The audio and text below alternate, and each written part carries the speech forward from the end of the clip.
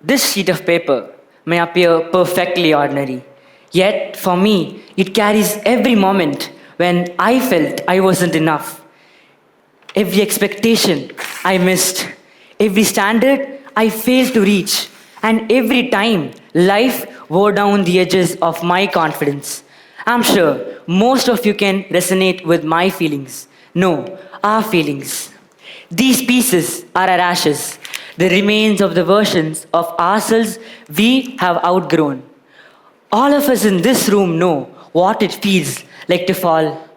Not dramatically with storms and thunder, but silently, quietly, in ways only we recognize.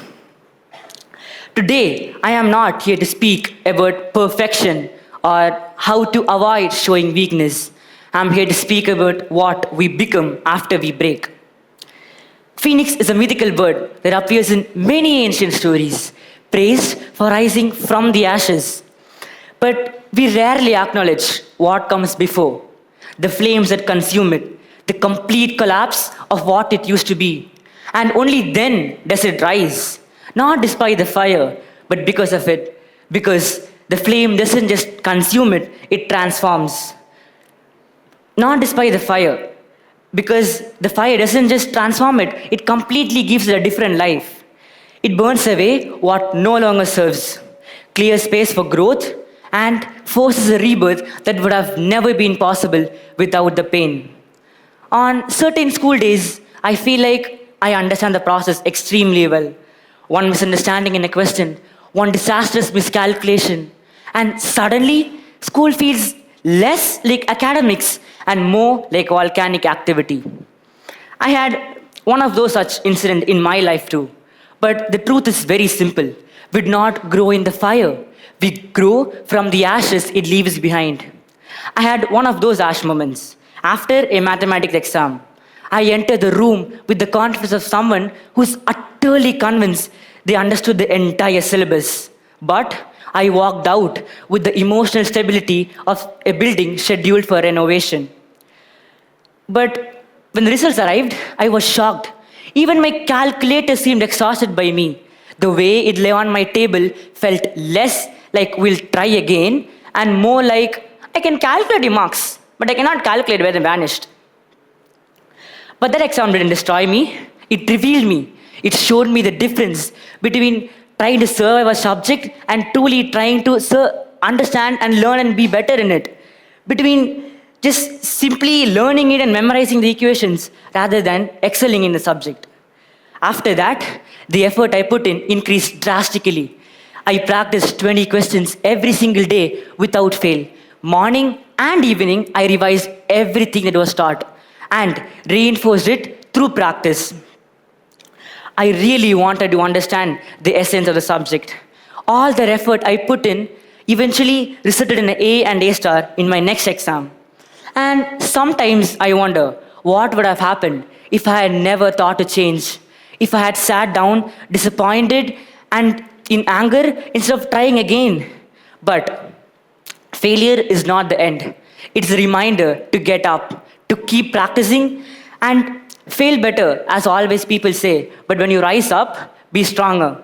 When I started, these fragments were flawless sheet. Now they are full of potential. Even though they are torn, they are full of potential. With effort, they can be transformed into something stunning like this. Real life does not grant us restart button. It offers reconstruction. The reconstruction is not as fast as you think. Slow, steady rebuilding. Phoenix is extraordinary, not because it rises once, because it rises multiple times after every single burn.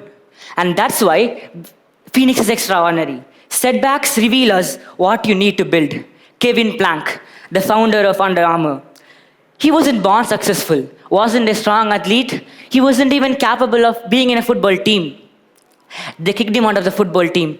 They called him Captain Nothing. In fact, they didn't even let him raise his hand for a single question.